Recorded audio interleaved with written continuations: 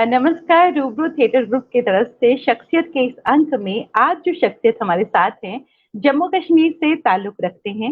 रंगमंच, television, cinema, Akashvani से गहरा ताल्लुक। राइटर हैं, मीडिया कम्युनिकेटर हैं, एविड एजुकेशनिस्ट हैं, एक्टर हैं, प्रोड्यूसर हैं, डायरेक्टर हैं। And I welcome doctor अय्याश Arif साहब। नमस्कार। नमस्ते नमस्ते काजल जी। सबसे पहले आपका बहुत बहुत शुक्रिया। आपने मुझ नाचीज को आज इस शो में आने की दावत दी है। और आपका जो पूरा ग्रुप है, पूरी टीम जो आपकी है, टेक्निकल टीम, उनको भी मेरी तरफ से बहुत बहुत मैं क्या दिल से प्यार और मोहब्बत। और जो हमारे साथ लोग जुड़ेंगे उनको भी मेरी तरफ से सलाम, मोहब्बत और प्यार। बहुत बहुत शुक्रिया हमारे साथ रूबरू के इस मंच पर आने के लिए। बहुत बहुत शुक्रिया डॉक्टर अय्याश आरिफ साहब। तो जैसे कि हमारे इस प्रोग्राम का फॉर्मेट है कि जो भी आजकल जैसा माहौल चल रहा है, जो मैं अक्सर अपने शो में कहती हूँ कि जो यंग परफॉर्मर्स हैं शो नहीं कर पा रहे हैं, डर है बाहर की, अगर ओपन भी हो जाता है सब कुछ, तभी एक डर सा है अभी कि हम अभी लाइव परफॉर्मेंसेज नहीं कर रहे। तो इंस्पिरेशनल जर्नी जो रही है हमारी जो सेलिब्रिटीज हैं, तो वो हम उनसे शेयर करते हैं। तो आपकी जो बहुत इंस्पिरेशनल जर्नी रही है, आपने डॉक्टरेट की है, वो भी थिएटर में किया है, और आपका बहुत बहुत गहरा ताल्लुक रहा है कला के क्षेत्र से। तो मैं चाहूंगी आपकी जो जर्नी रही है उस किस तरह की चैलेंजेस आए, किस तरह से आपने उनका सामना किया, तो मैं चाहूंगी आप वो हमसे शेयर करें। काजल जी, मैं अपने आप को बहुत खुशकिस्मत समझता हूँ कि मेरी पैदाइश उस एरिया में हुई, ऐसे इलाके में हुई जो आर्ट, कल्चर, लिटरेचर और लैंग्वेज का एक गहवारा रहा है। And it has got it is I mean rich political history also. मतलब ये है हमारा डाउन टाउन, लाल चौक से लेकर पूरा आली कदल एरिया जो है। हमारे जितने भी ल्यूमिनरीज है, चाहे वो आर्ट से ताल्लुक रखते हों, चाहे वो आई मीन तिब से या मतलब मेडिकल से ताल्लुक रखते हों, लॉ से ताल्लुक रखते हों, लिटरेचर से ताल्लुक रखते हों, we have produced the best people out of I mean all these I mean walks of life. हमारे जितने भी कलाकार हैं, हमारे जितने भी आर्टिस्ट हैं, जितने भी आई मीन पेंटर है वगैरह, जो भी लोग हैं, शायर हैं, वो इसी इलाके से कम इस इलाके से मतलब पैदा हुए हैं। और फिर अपनी खुशबू से अपने पूरी स्टेट को और पूरे मुल्क को उस मतलब अपनी खुशबू से उसको मतलब आशना किया है। क्या बात। और इसी एरिया में जहां मैं पैदा हुआ हूँ उसे कहते हैं जैनदार मोहल्ला। और मेरी राइट साइड में हमारे बहुत ही मतलब नामी गिरामी शख्स जो हमारी रही है स्टेज की, मोतीलाल क्योमू साहब रहते थे मेरे राइट को। मेरे लेफ्ट को प्रोफेसर हरिकृष्ण कौल साहब, और पीछे और जो हमारा घर दरिया के किनारे पे था, दरिया के किनारे पे, और मकान के पीछे पूरी जो थिएटर कम्युनिटी है वहां पे रहती थी, जिसमें हम एक आगे जो एरिया करिया कदल का है वहां कला केंद्र जो हमारे जो हाँ हमारे इस उन्हें मैं कहूंगा कि जो स्टेज ड्रामा है, भीष्म पितामह स्टेज ड्रामा के वो है, मतलब वो लोग वहां पे रहते हैं। उनका नाम शायद मैं भूल गया, याद नहीं आ रहा उनका नाम, क्योंकि अक्सर आजकल बीमारी है भूलने की। वो थे कला केंद्र में। कला केंद्र की बुनियाद डाली थी पृथ्वी थे राज साहब आए थे शिवाला मंदिर में, वहां पे उन्होंने थिएटर की बुनियाद डाली। उनका अपना थिएटर था। वहां से मतलब कनकदल से थिएटर मूवमेंट शुरू हो गई। फिर उसके बाद वो कनकदल के पार चली गई, मतलब कि वो हबकदल की। और हबकदल में हमारे आप उसने की फर्स्ट ऑफ ऑल आपके वहां से जो है मखनलाल साधु वहां रहते थे, सोमनाथ साधु, अवतार कृष्ण रहबर, प्राण किशोर, गुलाम रसूल संतोष, सूरज नारायण तिक्कू। और उसी एरिया के नीचे अगर जाए तो वहां एक बहुत ही बड़े सूफी शायर अहमद बटवारी है, वो वहां रहते हैं। मेरे साथ सामने मखनलाल बेकस जो बहुत बड़े शायर और ब्रॉडकास्टर रहे। और उसके बाद पीएन कोल साहिल, वो भी मेरे घर के सामने रहते। तो इस बगीचे में, इस खूबसूरत फूल में, इस खूबसूरत बाग में मैंने भी कहीं किसी कोने में जन्म लिया। और ये जो इसकी महक है इस गुलशन की, वो जी मुझ में भी कहीं कहीं समा गई, और आहिस्ता आहिस्ता मैं भी इस गुलशन में खिलने लगा। और मैंने आहिस्ता आहिस्ता इनके साए अताफत में रह के, इनके साथ रहकर, इनके सोहबत में रहकर थिएटर करना शुरू कर दिया। और स्कूल से मेरा थिएटर शुरू हुआ। आहिस्ता आहिस्ता मैंने एक थिएटर ग्रुप वहां पे, उस दौर में हमारे मोहल्ले में संगम थिएटर हुआ करता था। संगम थिएटर जी में प्राण चंद्र हमारे बहुत ही अच्छे स्टेज के नामी गिरामी अदाकार थे और डायरेक्टर थे उन दिनों। और अपने वीरेंद्र राजदान साहब, जी जिन्होंने अमीर मौलाना अबू कलाम का आजाद का रोल किया गांधी में, और विदुर का जी रोल किया। और जी मेरे जी ठीक आगे के रैना साहब, जो आजकल हमारे बहुत ही नामी गिरामी शख्सियत है सिने और थिएटर की। एम के रैना साहब, वो भी इसी इलाके हैं में। अब देखिए, इन सब लोगों के बीच में मैं कहीं किसी कोने में एक छोटा सा फूल था, और आहिस्ता आहिस्ता इनकी साए अताफत में खिला, और इनकी मेहरबानी से, इनकी दुआओं से, और इनको देख देख कर मैंने थिएटर की जर्नी शुरू की। थिएटर एक ग्रुप ज्वाइन किया जिसका नाम था संगम थिएटर। वहां वीरेंद्र जी राजदान साहब थे। उनसे मेरी मुलाकात हुई, तो उन्होंने देखा ये छोटा सा बच्चा है और इसमें थिएटर करने की बहुत चाहत है, लगन है।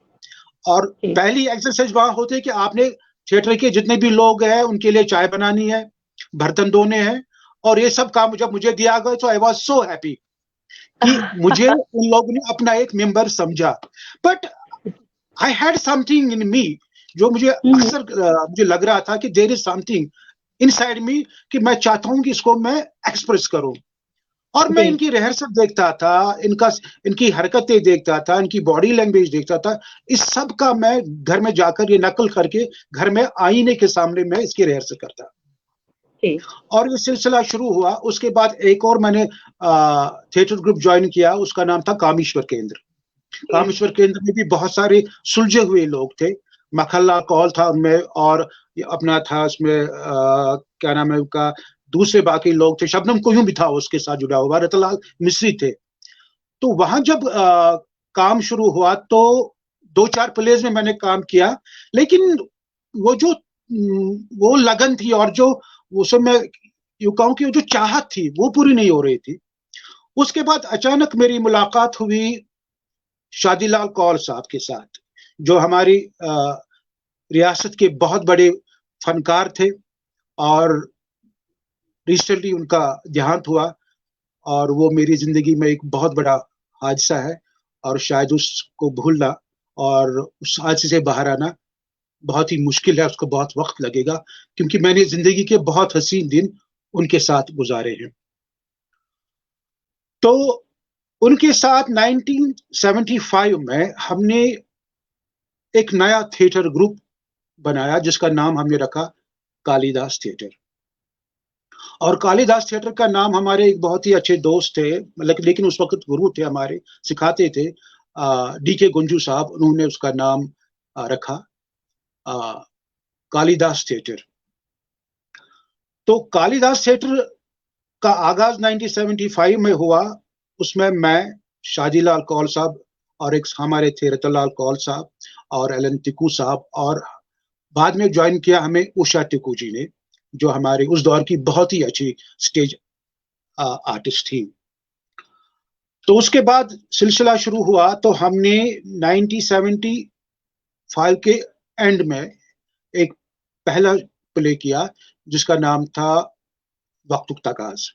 आई think you are getting me, Kajal ji. Hello, hello, hello. जी, हम सुन रहे हैं आपको। You are getting me Kajal ji? बिल्कुल सुन रहे हैं हम। हमने आपको सोलो स्क्रीन दिया था कि हम आपको और अच्छे से अच्छा, सुन सकें। अच्छा, अच्छा। जी जी तो जी जी पहला हमने जो प्ले किया उसका नाम था वक्त तकाज, लेकिन उसके साथ एक बहुत अच्छी दास्तान जुड़ी हुई है। हम्म, क्योंकि मैंने उन्हीं दिनों टेलीविजन को ऑडिशन पास किया था, और अशोक जेलखानी साहब हमारे उसके प्रोड्यूसर थे। उन्होंने मुझे 3 ट्रायल बुकिंग्स के लिए उस प्ले में एज एन आर्टिस्ट बुक किया। जब मैंने जी प्ले देखा तो मुझे बहुत अच्छा लगा ये प्ले। और उसके राइटर थे अमीन शाकिर साहब, जो पेशे से इंजीनियर थे, but he was very good writer and बहुत ही अच्छे इंसान और गुड ह्यूमन बीइंग। जी मैं उसके घर गया, मैंने कहा सर ये मुझे प्ले दीजिए, मैं इसे थिएटर करना चाहता हूँ, स्टेज करना चाहता हूँ। कहा बहुत अच्छी बात है। हम गए, लेकिन हमने इसका नाम चेंज किया। प्ले का हमने नाम रखा तसरुफ। तसरुफ कश्मीरी में क्या कहेंगे इसको, मतलब उर्दू में कहेंगे एक जिसे हम जिन कहते हैं, या हाँ, कोई ऐसी मतलब कि वो हिंदी में क्या कहेंगे आप तसरुफ को? तंग करने वाली बात, कुछ ऐसा कहते हैं उसको, तो ऐसा होता है ना जिन हाँ, बिल्कुल। हम्म, ये तो हमने राम रखा। शादीलाल कौल के साथ एक बहुत बड़ी उसकी आदत थी, ये जिस मोहल्ले में वो रहता था, उस मोहल्ले में that area is known by it is different identity. मतलब उसके जितने भी कारीगर लोग हैं वो वहां रहते हैं, मतलब यूसी मैसन रहते हैं, कारपेंटर रहते हैं, कुक रहते हैं, वेल्डर जो वेल्डिंग करते हैं वो रहते हैं। He had developed kind of friendship with them. इसके बाद बताऊं मैं कि हाउ थिएटर इज मोल्डिंग, मतलब कि artist and how is making bad people और rough people a good people. उसने क्या किया, 4-5 लोगों को लाया वहां से, कहा कि इनको हम आर्टिस्ट बनाएंगे। मैंने कहा यार तू क्या कर रहा है यार, कहां बनेंगे आर्टिस्ट? कहा आप देखो ये आर्टिस्ट बनेंगे। हम जी रात को निकले पोस्टर लगाने के लिए, इमरजेंसी लगी है, एक बंदे के हाथ में मैं देख रहा हूं बहुत बड़ा हंटर है। इन्हीं लोगों में एक हंटर हाथ में है, जो भी रास्ते में कुत्ता आया तो दे मारा। कुत्ते भौंकने लगे, वहां से पुलिस आ गई तो हमें पकड़ लिया। ये क्या है? हमने कहा, मैं थोड़ा डोसाइल था, मैं शर्मा गया, लेकिन शादीलाल को आगे गया, मैंने कहा कि ये नाटक नाटक आपको पता नहीं है इमरजेंसी है आजकल और आपको बाहर जाना मना है, प्रोहिबिटेड है। मैंने कहा माफ कीजिए सर, हमें मालूम नहीं है, लेकिन कल आप आ जाइए, कल नाटक है हमारा वहां पे टैगोर हॉल में, तो जाइए जाइए जाइए। यही हमें मालूम नहीं था कि इमरजेंसी के रूल्स क्या है। इतने अपने मस्त अपने इस आर्ट की दुनिया में। तो बहरहाल जब प्ले जब हमने किया, स्टेज किया, तो जो अखबार में हमने उसकी पब्लिसिटी दी थी, तो बहुत सारे, पूरा हॉल खचाखच भरा है। अमीन शाकिर साहब अपने हाथ में स्क्रिप्ट लिए हुए प्रॉम्प्टिंग शुरू वो कर रहा है। लेकिन शादीलाल कौल जी जब भी स्टेज पे आते हैं, ऐसे लगता है कि उसमें कोई इसके जिस्म के अंदर कोई भूत चला गया। मतलब then he is out of the hands of director. उसने इतना एक्सटेम्पोर बोला, ये जो राइटर है ये एक विंग से दूसरी विंग पे भाग रहा है, अरे ये क्या कर रहा है, ये क्या कर रहा है, लेकिन वहां से लोग हंस रहे हैं, मतलब हंसी के फव्वारे फूट रहे हैं। वो कर रहा है, ये क्या कर रहा है, अरे मर गया मैं, ये क्या कर रहा है, ये क्या कर रहा है। अब मैं भी हैरान, मैं भी स्टेज पे था, लेकिन इसने पूरी ऑडियंस को अपने कंट्रोल में कर दिया। अब जब प्ले खत्म हुआ, ये फेस्टिवल था, प्ले खत्म हुआ तो लोग स्टैंडिंग एवेशन देने लगे हमें। और आप यकीन नहीं करेंगे, मुझे भी यकीन नहीं हो रहा है ये क्या हुआ। अब राइटर थोड़ा सा, अमीन शाकिर साहब, अब गुस्सा उसको शांत हो गया। तो रिजल्ट जब आया, शादीलाल को बेस्ट एक्टर और मुझे बेस्ट डायरेक्टर का अवार्ड मिला। मैंने कहा ये कैसे हुआ, मुझे खुद मालूम नहीं।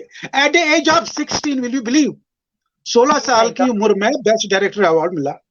यहां से एक हमें प्रेरणा एक मिली कि यार लोगों को क्या चाहिए, व्हाट एग्जैक्टली दे वांट। अगर हम एक्सपेरिमेंट करेंगे या और कोई थिएटर करेंगे, वो उसके साथ जुड़ेंगे नहीं, लेकिन हमने लोगों के बीच में जाना है। उनके मसाइल देखने हैं, उनके जो मुश्किलात सोसाइटी में जो प्रॉब्लम्स हैं वो देखनी है। वहां से हमने अपने थिएटर का आगाज करना है। जब लोग जुड़ जाएंगे, वो समझो कि वो कामयाब थिएटर हम कर रहे हैं। Very true. लेकिन उसके साथ क्या हुआ, चूंकि उस दौर में 70s का दौर है, घर में ज्यादा लोग एनकरेज नहीं कर रहे थे, लेकिन मेरी एक आदत थी, मैंने कभी अपनी एजुकेशन पे जो मेरी पढ़ाई जो हो रही है, अपने आर्ट को हावी होने नहीं दिया। I mean making the proper balance between the two. आप यकीन नहीं करेंगे, मैं दिन में रिहर्सल करता तो रात को मैंने पढ़ना था पूरी रात। क्या तो ये मैंने, उसकी एक खास वजह है, जिन लोगों के साथ मेरी सोहबत रही, जिन लोगों के साथ में उठा बैठा, वो काफी पढ़े लिखे थे, वो काफी गुणवान थे, और उनकी साए अतापत में रहकर उनके साथ मतलब उठते बैठते, ये सब चीजें मैंने सीखी थी। क्योंकि वो चाहते थिएटर करना है, थिएटर करो, but it should not effect your career. You have to be very careful about your career. ये बात मैंने गांठ बांध ली थी। लेकिन घर में थोड़ा पिताजी भी मतलब कि he was not encouraging early, नहीं पता नहीं क्या कर रहा है, ये क्या बाणगरी है, व्हाट यू आर डूइंग, आपने वहां जाना, ये करना वो करना। लेकिन मैं कभी उनको ये एहसास नहीं दिया कि मैं पढ़ाई में कम हूं। एनीवेज, तो थिएटर उस दौर में करना मुश्किल भी था, क्योंकि घर में जो पैसा मिलता वो ये एक अपने उसी से हमने जब थिएटर लिया तो उसका किराया भरना है, वो कहाँ से लेंगे। फिर हमने जेब से पैसे निकाले जो घर में लोगों ने हमारे पॉकेट मनी दे दी, उसको मतलब हमने जमा किया तो उसको किराया दे दी। फिर स्टेज करना है तो उसके लिए कहाँ पे क्या करें। तो ये सब चीजें मतलब काफी मुश्किलात इसमें आ गई। लेकिन हमारे जो दो तीन मेंबर्स थे, जिनमें एलन तिक्कू साहब थे, रतनलाल मिस्री और Usha Tikku, I will never forget them. आपने उषा तिक्कू जी का नाम लिया, हमारे यहाँ भी व्यूअर्स में उषा तिक्कू जी का नाम भी मैंने अभी पढ़ा है, वो गॉड हमारे ब्लेस व्यूअर्स में we are, I feel personally as a head of the Kalidas theatre in debut to her, क्योंकि उसने हमने ऐसे वक्त में इतनी मदद की थिएटर के लिए। She was real theatre artist, not only कि शी वुड कम परफॉर्म, लेकिन वो जेब से पैसा निकाल कर आज ये problem, because that time those days she was working somewhere in centaur hotel, she was the only among us employee, और फिर शाहजलाल कौल साहब भी थे। बट शी वुड, मतलब कि इतना हमारी लेडी आर्टिस्ट जो थी, इतनी डेडिकेटेड आर्टिस्ट थी, मतलब सब आर्टिस्ट में, भारती जारो थी, उषा तिक्कू जी थी, या अपना आशा जारो थी, जारो फैमिलीज, इवन निर्मला धर जी और कुसुम धर जी, मतलब सब लोग, because we had, though we were in separate groups but it was one family, एक फैमिली में हम काम करते थे और ये डेडिकेटेड लोग थे। एनीवेज जनाब, ये सिलसिला कालिदास का शुरू हुआ इसी दौर में। हमारे एक साथी ने हमसे, मतलब वो शामिल हो गए, ज्वाइन किया, वो डॉक्टर सोहनलाल कौल साहब। डॉक्टर सोहनलाल कौल साहब, उनका मिजाज, उनकी सोच, उनकी तबीयत कुछ डिफरेंट थी। वो थोड़ा बिल्कुल, मतलब ही हैड ऑलरेडी डेवलप्ड, मैं कहूं कि कंप्लीट वेस्टर्न लिटरेचर, जिसमें उसका ये बहुत सारे प्लेज पढ़े थे, कॉफका पढ़ा था उसने, क्या नाम है इसका, जेम्स जॉयस पढ़ा था उसने, सैमुअल बेकेट पढ़ा था, उस मतलब सब ये, मतलब कि उसने पूरा जो ये वेस्टर्न लिटरेचर था वो सब उसने पढ़ा था, और वो एक्सपेरिमेंट करना चाहता था। वो कहा कि हम यार एक्सपेरिमेंट करेंगे। क्या, ठीक है, करेंगे एक्सपेरिमेंट। एक्सपेरिमेंट क्या किया हमने, प्ले शेक्सपियर को लिया, शेक्सपियर हमने उसका नाम रखा। शेक्सपियर में हमने 3, मतलब उसके प्लेज, हैमलेट, मैकबथ और Othello. We took all the 3 characters of Shakespearean, these famous plays.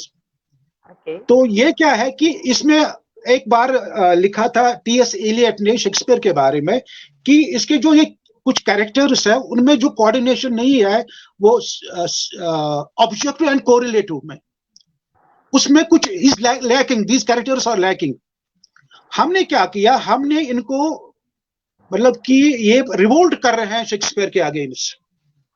Othello कह रहा है अपने इस खालिक को, यार आपने मुझे इतना जबरदस्त कैरेक्टर बनाया, मतलब जनरल बनाया, फौजी जनरल बनाया, और मैं अपनी बीवी से बहुत मोहब्बत करता हूँ, डेस्डेमोना से, और यागो मुझे एक रुमाल लेके कहता है कि your missus is having some, she is loving some other person, और मैं गया और उसका गला घोंटा मैंने।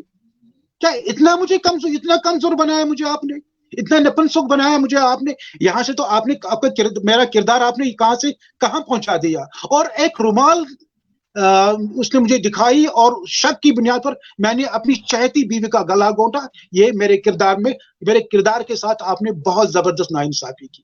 यहां से मैकबेथ उठता है, मैकबेथ भी नहीं, सॉरी, अपना ये हैमलेट, वो भी रिवोल्ट करता है शेक्सपियर के साथ। कहा कि मेरी माँ मेरे अंकल के साथ मोहब्बत करती है, you are telling me go and kill your father, step father, why should I kill him, why don't I revolt against my mother, this is injustice with my character. So इस तरह से ये experimental हुआ। उसके बाद ये एलिनेट होते हैं तीनों कैरेक्टर्स, मैकबेथ भी, हैमलेट भी, और बाकी ये अपने नॉर्मल कैरेक्टर में आते, नॉर्मल लैंग्वेज, मतलब जिंदगी में आते, जहां ये मुख्तलिफ प्रॉब्लम्स फेस करते, उस दौर के एम्प्लॉयमेंट प्रॉब्लम्स, उस दौर के घर में, मतलब कि जो प्रॉब्लम्स हो रहे हैं, दिन ब दिन प्रॉब्लम्स हो रहे, then they transform in some other character. ये हमने किया। और दूसरा हमने किया, सीगुल किया हमने, इसका बहादुर उसका नाम था, कैक्टस नाम था, लाशगर नाम था, बहुत सारे प्लेस ऐसे किए। लेकिन it was for a limited audience, for well meaning people, for intellectual.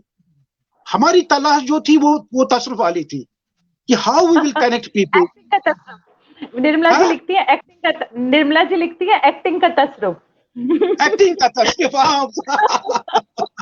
हमें एक्टिंग का तसरुफ था। तो जी हमें उस वक्त क्या हुआ, शादीलाल ने कहा यार कॉमेडी करनी है। और शादीलाल के बारे में मैं एक बात बताऊं आपको, people know him as a king of comedian, but he is very good actor in other forms also. उसने सीरियस ऐसे किरदार किए हैं जो लोगों के वहम गुमा में भी नहीं होंगे। और ये तो ऊपर वाले की मेहर थी उस पे, मतलब उसको उसकी बॉडी लैंग्वेज, उसकी टाइमिंग और उसके डायलॉग पे वो कंट्रोल, आज तक मैंने किसी एक्टर में वो चीज नहीं देखी जो कॉमेडी में बंदे को चाहिए।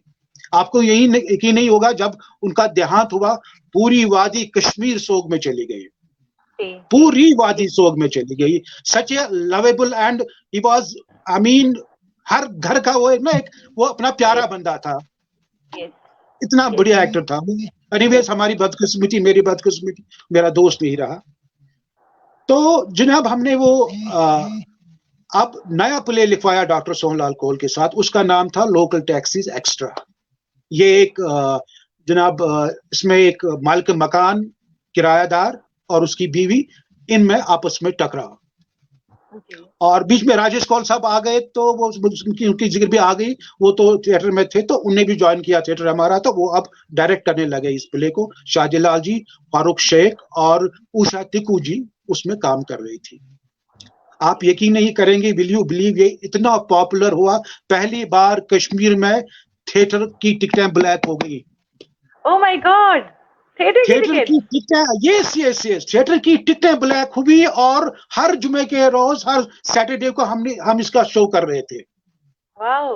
और फिर मतलब इतना जबरदस्त बढ़िया। उसके बाद हमें लगा कि नहीं, अगर हमने थिएटर करना है, ये तो एक, हम इसे कमर्शियल थिएटर नहीं कहेंगे, एक फॉर्म हमने इंट्रोड्यूस की, लेकिन अगर हमने दूसरे थिएटर को जिंदा रखना है, सीरियस थिएटर को जिंदा रखना है, लोगों को जोड़ना है, we have to concentrate on this, then accordingly we shall be doing serious theater also. ये हमें एक्सपेरिमेंट हमने किया, और एक्सपेरिमेंट बहुत हद तक कामयाब रहा, और हम इसके साथ जुड़ गए। फिर ये फेस्टिवल में गया, वहां बेस्ट प्ले आया, फिर उसको जम्मू में किया गया। तो ये करीब करीब हमने इसके 100 शो किए होंगे। और आज भी अगर हम इसको करेंगे, अब वो दोस्त मेरा नहीं रहा, आज भी ये वही मतलब मुझे लगता है कि आज भी ये गेट क्रैश, मतलब इसमें ये होगा, कामयाबी मिलेगी हमें, इतना ही जबरदस्त प्ले रहा। उसके बाद बहुत सारे प्लेस रहे, और मैंने थिएटर के बाद मैं आया रेडियो में। और शायद निर्मला जी सुनती होगी, हमारी खुशकिस्मती ये थी कि हम स्टेज भी कर रहे थे, और साथ साथ में रेडियो भी हमने किया। उसके बाद टेलीविजन जब शुरू हुआ, और टेलीविजन भी हम गए। Theatre was our, I mean, institute of, मतलब की ट्रेनिंग इंस्टीट्यूट। लेकिन हमारी जबान, हमारी लैंग्वेज, तलफ्फुज और जबान पे कंट्रोल कैसा करना, वो हमें रेडियो ने सिखाया। क्या बात, क्या बात। वहां पे हमारे मतलब कि जितने भी प्रोमिनेंट ब्रॉडकास्टर्स रहे हैं, मतलब हमारे Bhishma Pitamah of radio drama प्राण किशोर साहब, उनके अंदर काम करना तो हम हर एक आर्टिस्ट का ख्वाब हुआ करता था। फिर उसके बाद उनके जो जूनियर्स थे, मतलब जैक्सन जुची साहब उस वक्त वहां पे थे, फिर मोतीलाल कुचरू साहब थे, नूर मोहम्मद साहब थे, पुष्कर भान साहब थे, सोमनाथ साधु साहब थे। अब इसी द क्रीम, और उस राइटर्स में बंसी निर्दोष जैसे लोग, और हृदयकुल भारती जैसे लोग, अली मोहम्मद लोन, अख्तर महिदीन, मतलब जितना भी हमारा खूबसूरत लिटरेचर, जितना भी हमारा क्वालिटेटिव लिटरेचर जो आया, चाहे वो ड्रामा हो, लिटरेचर में हो, उस दौर में पैदा हुआ। और वो सारे जो प्लेस किए, वो प्राण जी ने किए, बाकी लोगों ने किए, उससे हमने बहुत कुछ सीखा। हमारी जबान हमने सीखी, हमने डायलॉग पे कंट्रोल सीखा, हमने मयारी लफ्ज कहा, मतलब कैसे हमने बोलना है, क्या करना है, कैसे सीखना है, उर्दू तलफ्फुज, कश्मीरी में लैंग्वेज कौन सी दुरुस्त है, ये हमें वहां से मिला। उसके बाद जब हम गए टेलीविजन में, television was all together different. You see, theatre is a live form, है ना, theatre is a live form of art, it exist and it goes, immediately it goes. Yes. और रेडियो जो है, रेडियो में आपकी जो voice है, आपका जो वॉइस कल्चर है, जो राइटर ने लिखा है, मतलब whatever he has written on paper, that you have to communicate through your voice. मतलब कि आप स्क्रीन प्ले नरेट कर रहे हैं थ्रू योर वॉइस। मतलब कि अगर आप इसमें कामयाब हुए, जो राइटर ने लिखा है अपने वॉइस के थ्रू आप इसको नरेट कर रहे हैं, आपका व्यूअर जो है, he is making imaginary sets in his mind and then he travels with you, आपके साथ वो ट्रैवल कर रहा है। जितने भी हमने प्राण किशोर साहब के साथ प्लेस देखे, या पुष्कर बान साहब के, या उन दिनों जो ये था मचाम सीरीज आई थी रेडियो कश्मीर से, और लोग तो सब कुछ भूल गए, तो मचामा हमने सुनना ही सुनना है। And people will travel with hero मचामा, वो ट्रैवल कर रहे थे, वो सिंधबाद मचामा, वो भी समंदर में जाते थे उनके साथ। This was I mean the ये जो हमारी quality of the production, dialogue, उसमें साउंड इफेक्ट और अदाकारी, ये सब एक, मतलब जब आप एक गुलदस्ते में डालेंगे तो गुलदस्ता बहुत खूबसूरत बनता है। और आपका व्यूअर, क्योंकि टेलीविजन तब तक नहीं आया था, और आपके अदाकार बहुत बढ़िया थे, तो वो खूबसूरत दौर रहा। मैं कहूं कि that was I mean golden era, 70s till mid 80s, it was golden period of Kashmir so far as art, culture, language is concerned. मतलब हमारा बेस्ट लिटरेचर उस दौर में पैदा हुआ, हमारे बहुत ही बेहतरीन ड्रामे बन गए, रेडियो में, टेलीविजन या थिएटर से हो। और उसके बाद एकेडमी ने भी बहुत अच्छा काम किया, मतलब एकेडमी ने भी मतलब कि बहुत सारे ऐसे ओपेराज किए, मतलब उस फॉर्म में भी वो भी बाहर गए, जिसमें पियाबाज प्याला, टीपू सुल्तान, इस तरह के मतलब कि वो प्लेस, वो भी एक वहां से भी वो चल रहा था। फोक जो हमारा थिएटर है वो भी ऊंचाई पे था, और समाजी मतलब जिसको हम करेंगे रियलिस्टिक थिएटर, वो भी आगे आगे बढ़ता गया, जिसमें रंगमंच थिएटर ने चपात जैसे ड्रामा किया, बुछसूर ड्रामा किया, जूली जैसे ड्रामा किया, और बहुत सारे ड्रामा, मतलब कि people were so connected with the theatre. और बाकी ये वो बहुत ही एक सुनहरी दौर था। उसके बाद हमारे जो मेरे हमसे आगे जो ये कहें कि एक जनरेशन आ गई, जिसमें अशोक जेलखानी साहब है, जिसमें डॉक्टर सोहनलाल कौल है, बशीर दादा साहब जो थिएटर साहब होते। अशोक जेलखानी साहब ने एक नई तरह बख्शी हिंदी थिएटर को, उसने क्लासिक हिंदी थिएटर इंट्रोड्यूस किया, जिसमें लाइटिंग का एक नया कॉन्सेप्ट मिला, जिसमें सेट को किस हद तक हम कम करेंगे और लाइटिंग के साथ खेलेंगे, सिंबॉलिक तरीके से हम खेलेंगे। जब वो चीज आ गई तो हमारी आंखें खुल गई, जाहिर सी बात है। उसमें उन्होंने किया एवं इंद्रजीत किया, किसी एक फूल का नाम लो, पंछी ऐसे आते हैं, संतोला। तो ये जो प्लेस हुए, तो इससे तो आंखें खुली और क्लासिक हिंदी थिएटर का आगाज हुआ कश्मीर में। मतलब अब हमारे पास समाजी थिएटर भी था, हमारे पास फोक थिएटर भी बढ़िया था, अब हिंदी थिएटर भी आ गया, जो मैं ये कहूं कि हिंदी थिएटर का वो एक सुनहरा दौर था, जिसमें हमने घासीराम कोतवाल और क्या नाम है उसका, बाकी इतिहास जैसे प्लेस किए, बहुत सारे थिएटर ग्रुप्स में। इसमें हमारा एक दोस्त है कमल राजदान, उनका था, और कमल जी और दूसरे थे। एबनो थिएटर में ये अपना था सूरज रैना, डॉक्टर ये अपना Gauri Shankar Raina. Makhalal Saraf was the leader, Makhalal Saraf साहब मतलब ही वाज लीडिंग अमंग, उसने फोक को इंट्रोड्यूस किया, और कंटेम्प्रेरी थिएटर को उसने फोक में डालकर उसने एक बहुत बढ़िया एक थिएटर किया, नरकापुरी स्वर्गापुरी। दैट वाज वंडरफुल, मतलब फोक बेस पे, या अकनंदन किया, मतलब इट वाज, मतलब in every form we were rich, though we were not professionals, we were amateur theatre थे। लेकिन जब काम पे बात आती ना, काम एक प्रोफेशनल तरीके से करना था। मुझे आज महसूस हुआ कि उस दौर के हमारे ये गुरु थे, दे वर मच अहेड। हालांकि उन लोगों ने कहीं ट्रेनिंग नहीं की थी। अशोक जी मतलब साहब में, अशोक जी लिखानी साहब, वो भी थिएटर में आ गए, कहीं ट्रेनिंग नहीं की, लेकिन ऐसा थिएटर इंट्रोड्यूस किया तो हमारी आंखें खुल गई। मखाला सराफ साहब ने उसने उस फॉर्म को किया चेंज, फोक फॉर्म में लाया, और उसके बाद रंगमंच ने उसने समाजी थिएटर लाया। उसके बाद जनाब अली हमने डॉक्टर सोहनलाल को एक्सपेरिमेंटल थिएटर किया हमने। बशीर दादा वो भी आए अनंतनाग से, सोपोर से आए, बारामूला से आए, मतलब कि पूरी वादी एक तो हमारे यहाँ पे फेस्टिवल हुआ करते थे सेंट्रल, उसके बाद डिस्ट्रिक्ट लेवल पे फेस्टिवल हुआ करते।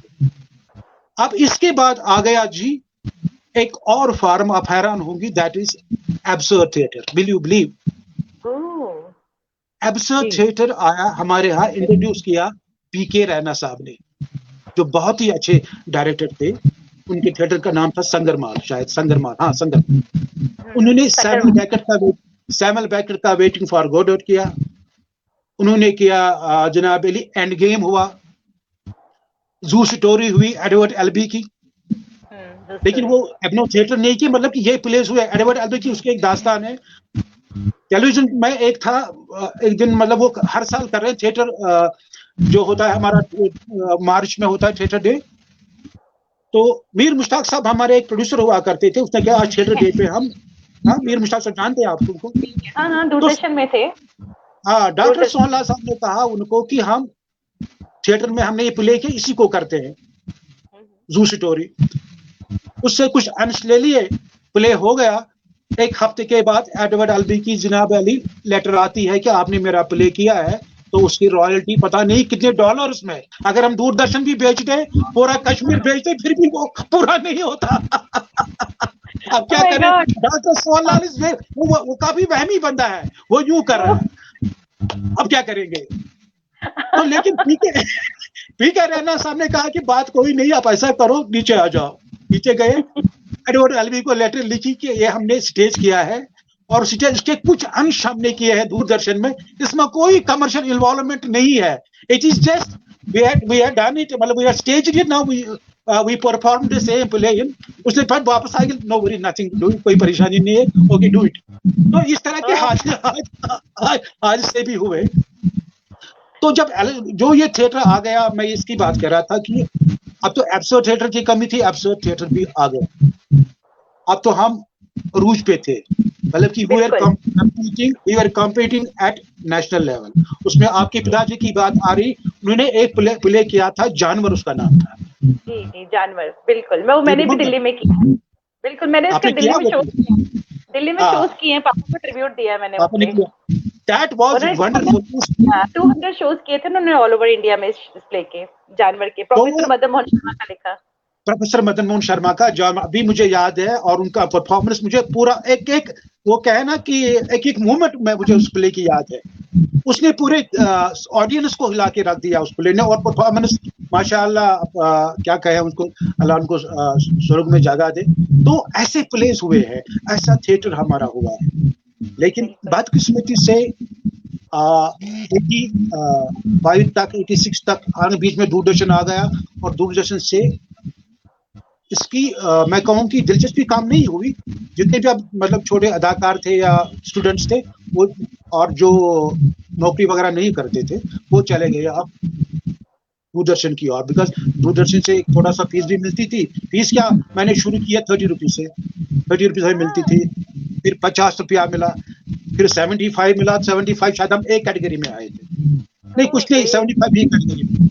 तो जब ये पैसा मिलने लगा और शोहरत होने लगी, तो इसे लगा कि नहीं, कुछ और करेंगे। थिएटर हल्का असर पड़ा थिएटर पे, लेकिन जो थिएटर करने वाले थे वो थिएटर कंटिन्यू करते गए, जिसमें मेरे ये दो शादीलाल कौल, ऊषा टुकूच किया, बाकी सारों, और मैं भी बीच बीच में थिएटर करता रहा। हाँ, मैंने थोड़ा वो क्या मतलब पास दे दिया बीच में, बिकॉज लकीली मेरे ऐसे मिले, मोहसिन मिले मुझे दूरदर्शन में, जिसमें मैं ये कहूँ कि उनका नाम लेना बहुत जरूरी है, जिनके अंदर मैंने सीखा, काम किया, और उन्होंने मुझे मेरी जिंदगी में उनका बहुत, मैं कहूँगी, असर रहा है मेरी जिंदगी पर, अमल दखल काफी रहा।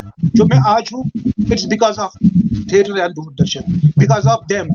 उसमें मैं कहूँ कि शुरू करूंगा मैं, जो मुझसे पहले मैंने काम किया जैक्सन दुच्छी साहब के साथ, अशोक जेलखानी साहब के साथ, अपने क्या नाम है राजेश कौल साहब के साथ, जाहिद मंजूर जी के साथ, शबीर मुजाहिद साहब के साथ, बशारत अहमद के साथ, फारूक नाज़की साहब के साथ। मतलब कि इन लोगों के साए अताफत में रहकर बहुत कुछ सीखा मैंने, लैंग्वेज सीखी, लिटरेचर पर, मतलब लिटरेचर में दिलचस्पी बढ़ गई मुझे इन लोगों के साथ उठने बैठने में, और खासकर ओवरऑल जो मैं पर्सनैलिटी डेवलप में इन लोगों का काफी असर रहा है। जो मैंने फिर पोस्ट ग्रेजुएशन की, और उसके बाद रिसर्च किया, और रिसर्च बीच में रह गया था, ये बात बताऊं मैं, क्योंकि उसका एक हादसा हुआ था। अब मैंने वो कंप्लीट कर दिया करीब 20 साल के बाद। But it's all because of these people, they have played very important role in my life. तो इन लोगों मतलब इनकी वसात से मुझे अच्छे किरदार मिले करने को, और शुक्र है ऊपर वाले का करम है, रिकॉग्निशन जल्दी मिली आवाम में। जब रिकॉग्निशन आवाम में मिली तो हीरो बन गया मैं, और जाहिर सी बात है जब हीरो बन गया तो थिएटर की चाहत थोड़ी देर कम होती जा रही, लेकिन थिएटर के साथ में जुड़ा रहा। और जितने भी मैंने किरदार निभाए उसमें एक सीरियल मुझे आज भी याद है, वो उसका नाम था जाल। जाल में मुझे मिला वकील का किरदार, और राजेश कौल साहब मेरे अपोजिट में थे। और उस सीरियल में एक ट्रैक था, वो था मर्डर मिस्ट्री का। बिलीव काजल जी, हमें लगा कि हम एक दूसरे मतलब इस तरह हम रोल में उस कैरेक्टर में घुस गए। ना राजेश जी मुझसे बात कर रहा है स्टोरी में आके, ना मैं उनसे बात कर रहा हूँ। मतलब कि उसके चेहरे पे गुस्सा, मेरे चेहरे पे गुस्सा, मतलब इस कदर की ऐसे लगे वाकई हम कोई मतलब ये एक केस लड़ रहे हैं, और मैं सोच रहा था मुझे जीतना है, राजेश जी से मुझे जीतना है।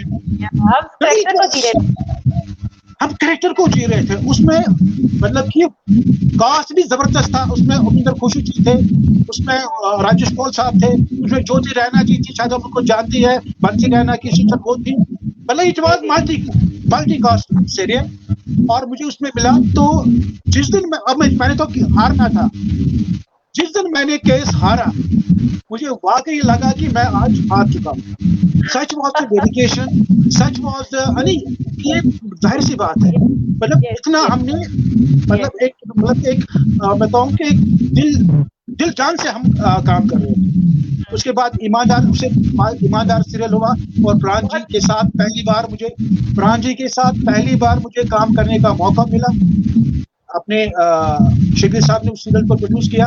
प्राण जी समझो कि हमारे वो ऐसा था कि शक्ति वाली फिल्म क्या थी, प्राण जी दिलीप कुमार के साथ मुझे काम करने का मौका मिला। That was the dream of my life.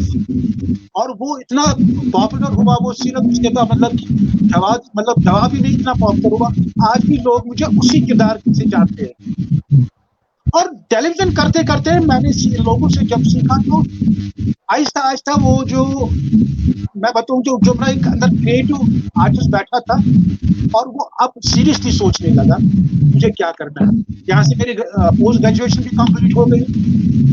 Will you believe, मैंने इनसे कहा, मैंने अशोक जी से कहा, मैंने राजेश जी से कहा, मैंने शिविर साहब से कहा, now I have come out with a degree, तो मुझे क्या करना है। I would discuss things with them and they would suggest. उन्होंने कहा यार जो आप जिंदगी में जो आपने कश्मीर पे करना था, जो नाम कमाना तो आपने कमा लिया।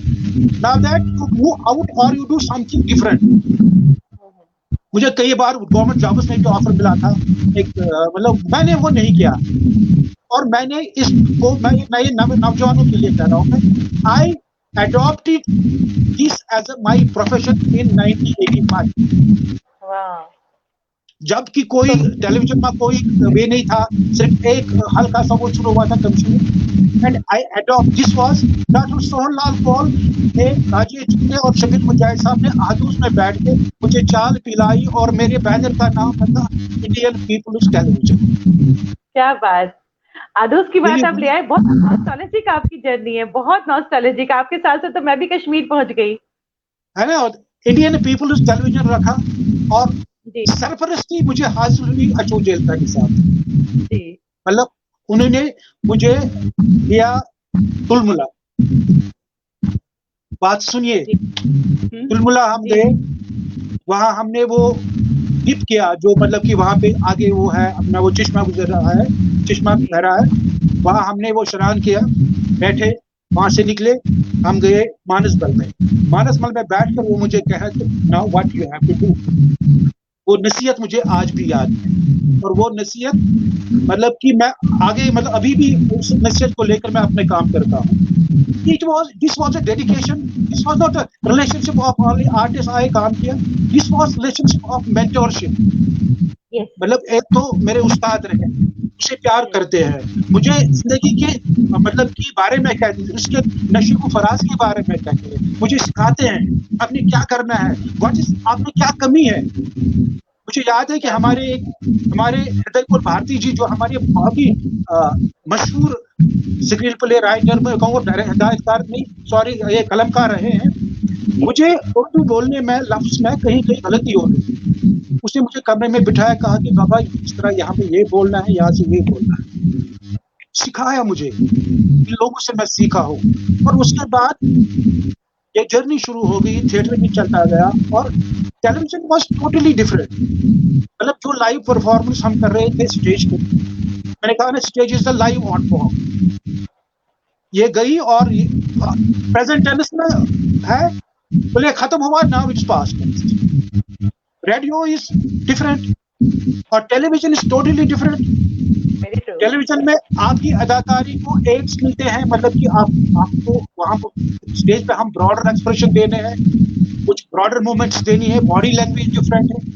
रेडियो में आपको पूरा आवाज से सब कुछ, वॉइस कल्चर से सब कुछ कम्युनिकेट करना है और टेलीविजन में आपको एड्स मिलते हैं, आपको बहुत खूबसूरत सेट मिलता है, आपको बहुत अच्छे कास्ट्यूम जो लोग देखते हैं, आपको बहुत खूबसूरत म्यूजिक भी मिलता है, आपको मेकअप भी मिलता है, सब चीजें ये आपको एड्स मिलते हैं। उसके बाद आपकी एक्टिंग, आपकी परफॉर्मेंस, लेकिन परफॉर्मेंस इज टोटली डिफरेंट, जिसमें कोई कंटिन्यूटी नहीं है। There is no continuity. मतलब कि मेरा डायरेक्टर चाहेगा कि मैं एपिसोड 1 का पहले आज ही सीन करूं और एपिसोड 10 का मैं 10वां सीन करूं, और ये आपस में कंटिन्यूटी है नहीं, उसमें आपस में कोई कंटिन्यूटी है नहीं। तो यहाँ पे मेरा क्रैफ्ट है, यहाँ पे मेरी सोच है, यहाँ पे मेरा वो जो शार्पनेस है, यहाँ पे मेरी वो ब्रिलियंस है कि उस सीन में क्या होगा, मैंने कौन से कॉस्ट्यूम लगाए थे, मेरा मूड क्या था, और जब मैं ये सीन करूंगा तो इस सीन का उसके साथ क्या कनेक्शन है। कैमरा मेरे सामने है, क्लोजअप देना है तो मुझे ज्यादा वो स्टेज की तरफ ब्रॉडर एक्सप्रेशन नहीं देना है, मुझे अंडर करना है, मेरी आवाज तो रिकॉर्ड हो रही है। So it is totally, so we learn all the three medium simultaneously. मतलब हम रेडियो भी कर रहे थे, स्टेज भी कर रहे थे और television.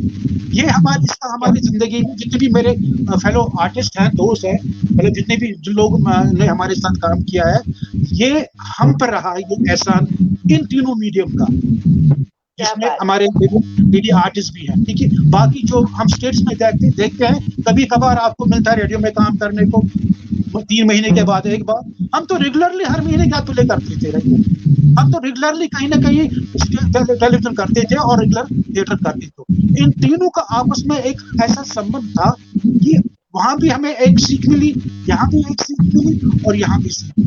But theatre is the ultimate institution, जहाँ पे आपको ट्रेनिंग मिलती है, आपकी लैंग्वेज सुधर जाती है, आपकी बॉडी लैंग्वेज जो है, मतलब कि थिएटर इज मतलब a form, you have to communicate, you have to tell the people the truth of his life and what is happening in the society. मतलब I mean you have to be like a tennis ball on stage.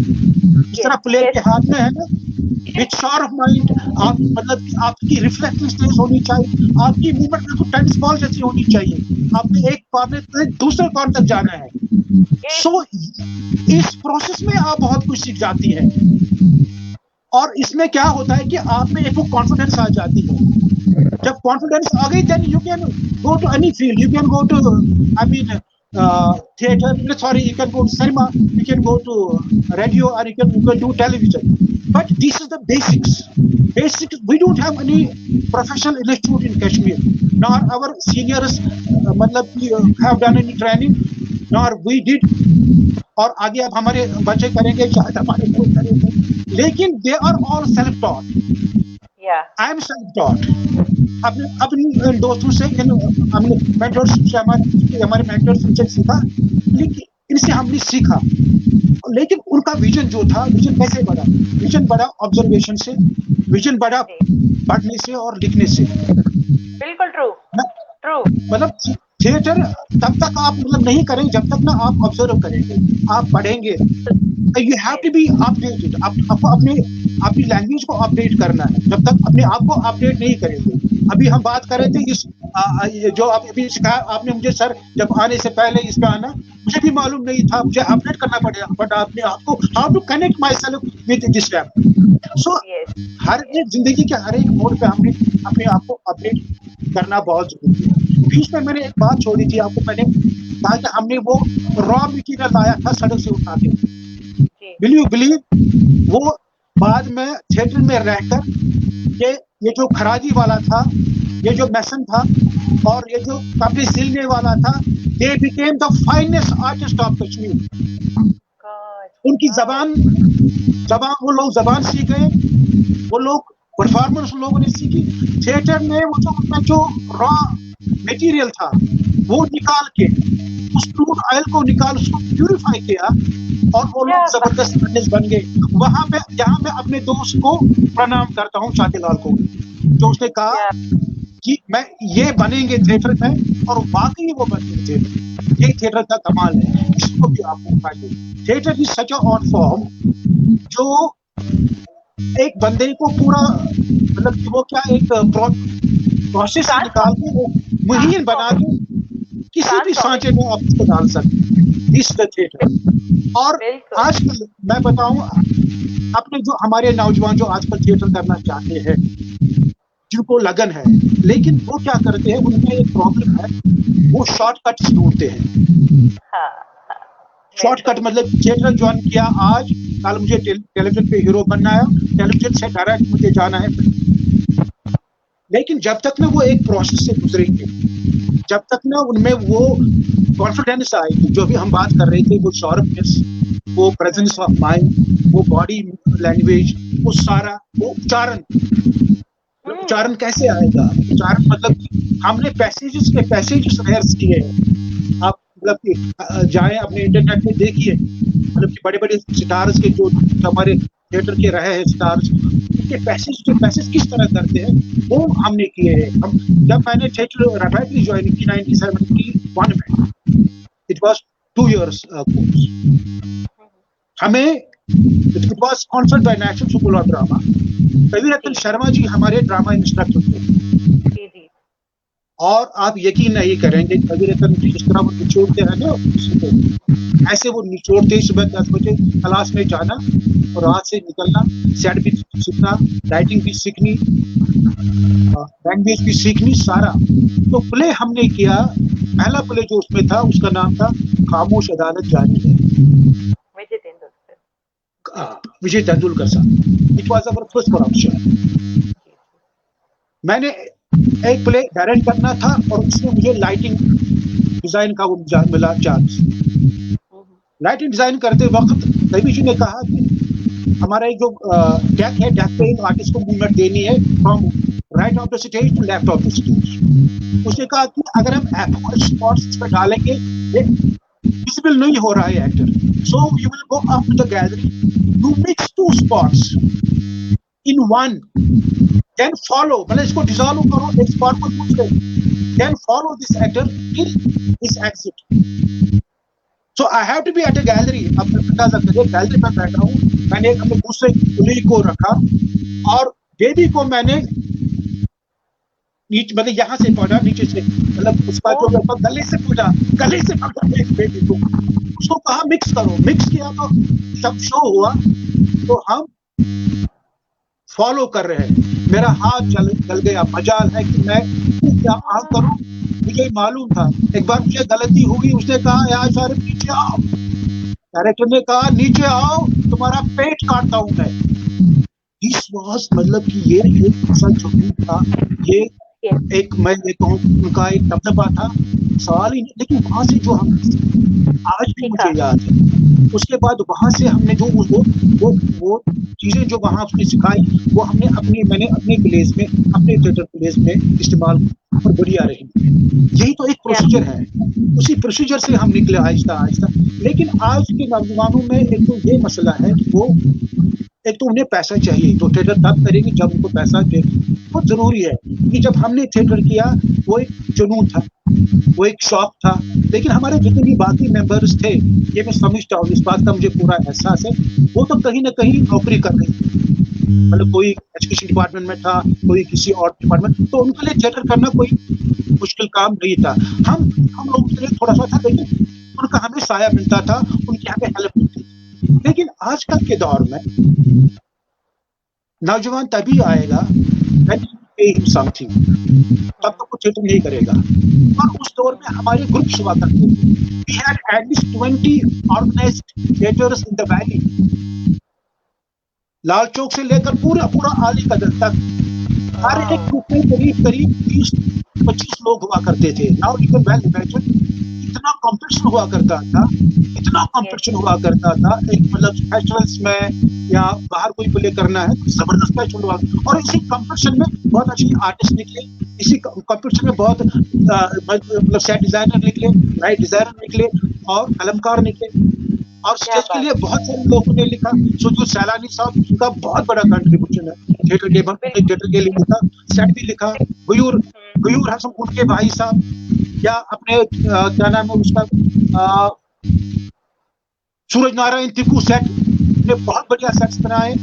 Bashir दादा ने place लिखे और अकील भट्ट साहब ने बाद में place लिखे, सोनलाल कौल ने प्लेस लिखे। मतलब प्ले की कोई कमी नहीं थी हमारे पास। हम बाहर भी प्लेस कर रहे थे और अपने प्लेस भी कर रहे थे। मतलब एक कॉर्नर पकड़ा था हमने, दूसरा कॉर्नर पकड़ा था किसी और ने, लेकिन थिएटर को हमने एक रूज तक पहुंचाया। इट वाज मतलब we were competing at national level. और हमारे पास इब्राहिम अलकाजी भी आए और उनके वर्कशॉप भी कंडक्ट किया। क्या बात, मतलब कि ये सब आज ये सब चीजें ये जो मखमसा था, ये जो कैनवास था, ये पूरा बिखर गया। जितने भी ग्रुप्स थे वो बिखर गए। मैंने कहा 80s तक, 85 तक एक कम होता गया और 89 में इस पर पूरा जो छा गया। ऐसा दौर आया कि उसको हम बुला नहीं सकेंगे। एक ऐसा तूफान आया, उस तूफान ने हमें आगे जाने कहां से कहां कर दिया। थिएटर की बात ही नहीं है, जिंदगी के हर मैदान में, जिंदगी के हर छोटे छा गया। और मैं ये कहूँ कि जो जिस शोहरत का हमें नाज था, जिस पॉपुलरिटी का हमें नाज था, और वही पॉपुलरिटी हमारी हम बाहर खुल के नहीं जा सकते। ये इतनी मुसीबत बन गई। तो अपने दोस्त मेरे चले गए, वो तो माइग्रेट हुए, लेकिन मेरे साथ ऐसा हादसा हुआ तो मुझे भी शहर बदल होना पड़ा। तो करीब 8-10 साल मैंने एक्साइल की जिंदगी जी थी, उसमें बीमार पड़ा। तो वैसे ही हुआ जैसे परसों मैंने किससे कहा कि मुझे जो अलेक्जेंडर हॉलिस्टन का जो सेंट्रूम है, उसी से मुझे गुजरना पड़ा। जब उसने वो लिखा था, वो प्ले नॉवल लिखी थी, उसके बाद उसको वो तो रशियन राइटर था वो अलेक्जेंडर हॉलिस्टन, आर्चिपेलागो उसका नाम था। And he was given death sentence by the government. Russian government ने जब उसको डेथ सेंटेंस दिया, but he was Nobel prize winner. तो बाकी राइटर्स आ गए, जितने भी लोग थे सब आ गए, कहा he is the best one, ये राइटर है, क्यों मारेंगे आप इसको, better to send him in exile but don't kill him. And this was accepted by the government and वो एक्साइल उसको किया गया। वो अमेरिका में रहने लगा और अमेरिका में वो ठीक नहीं पाया। खूबसूरत हवा, एयर कंडीशन रूम, बाहर जाना खुला, लेकिन he could not try to miss life। तो कहा कि जो हवा मुझे वहाँ मिल रही है, जो जमीन की खुशबू जो मेरे नस-नस में वहाँ की बनी है, I can't lie। मैंने जब बाहर गया इसी सेंट्रूम से मैं गुजरा हूँ। मैंने बाहर बहुत टेलीविजन किया, बहुत प्लेस किए, लेकिन जो खुशबू जो मैं करना चाहता था, अपने वतन में जाकर करना चाहता, अपने दोस्तों के साथ जाकर करना चाहता, वो मुझसे नहीं होगा। काम तो किया, खुली हवा में मैं रहा, लेकिन वो मिस कर रहा था मैं, वो ऑडियंस में मिस कर रहा था, वो लोग में मिस कर रहा था। मेरे साथ एक दोस्त मेरे साथ एक्साइल में थे, नाम नहीं लूंगा, वो जानते हैं आपसे, वो भी मेरे साथ एक्साइल में थे। फिर क्या कहूँ काजल जी, शादीलाल जी मुझसे बिछड़ गए, उनके साथ हादसे हुए, उनके भाई की डेथ हो गई, उनकी माँ चली गई। और कुछ सालों के बाद मैं वापस आया, मैंने एक कहानी पढ़ी अपने दोस्त की।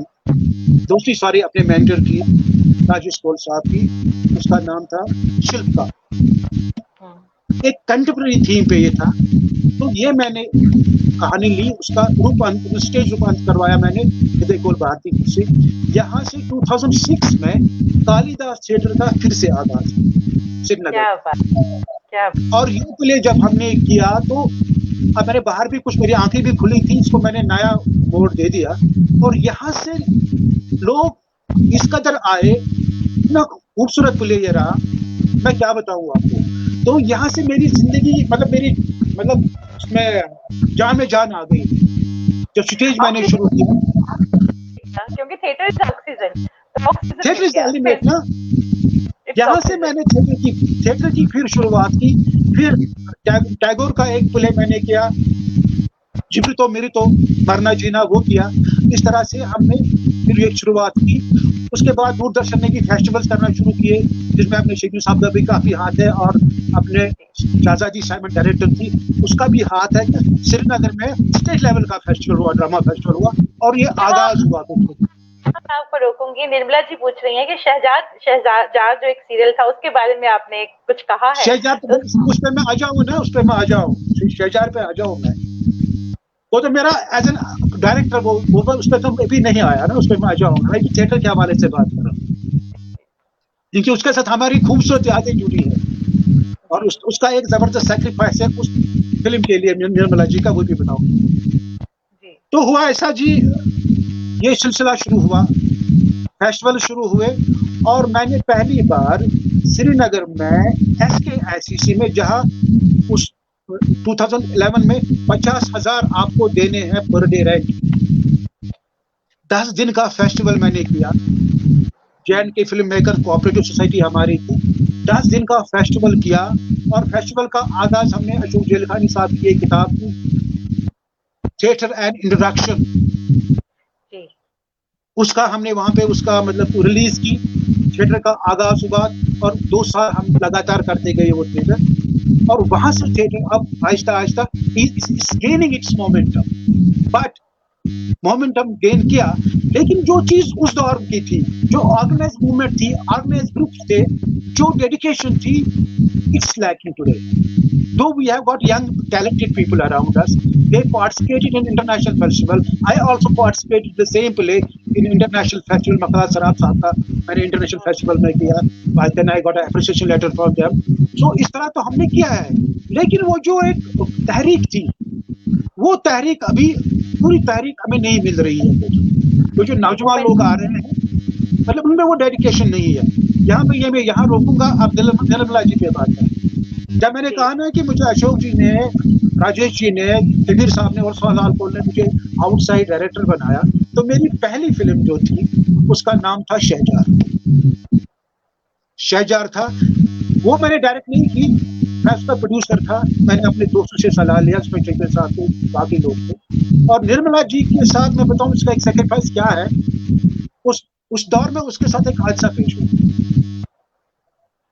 हादसा ऐसा हुआ कि बताऊंगा नहीं, लेकिन हुआ हादसा कि वो उसका आना मुमकिन नहीं था, बट आर्ट मेरा कुछ करो, और उसकी लगन एज एन रियल आर्टिस्ट, वो जनाब वो फिल्म हमने की, वो इतना बढ़िया फिल्म बनी, और फिल्म के क्लाइमैक्स में निर्मला जी बाल बाल बच गई।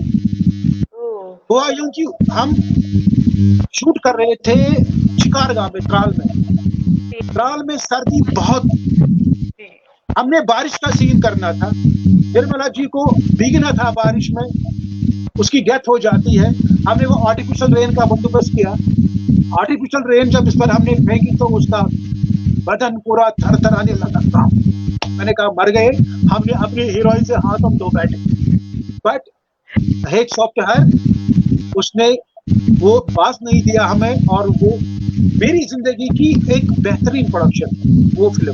कभी मौका मिला तो मैं आपको दिखाऊंगा, you will see the work of Nirmala ji. मतलब कि ये बीच में बात आ गई। उसके बाद निर्मला जी के साथ बहुत सारा काम किया है, और माशाल्लाह मैं तो इनका फैन हूँ, इनकी अदाकारी का, as a person also, not only actress she has worked, तो एज अ पर्सन ऑल्सो तो इनके साथ एक रहा है।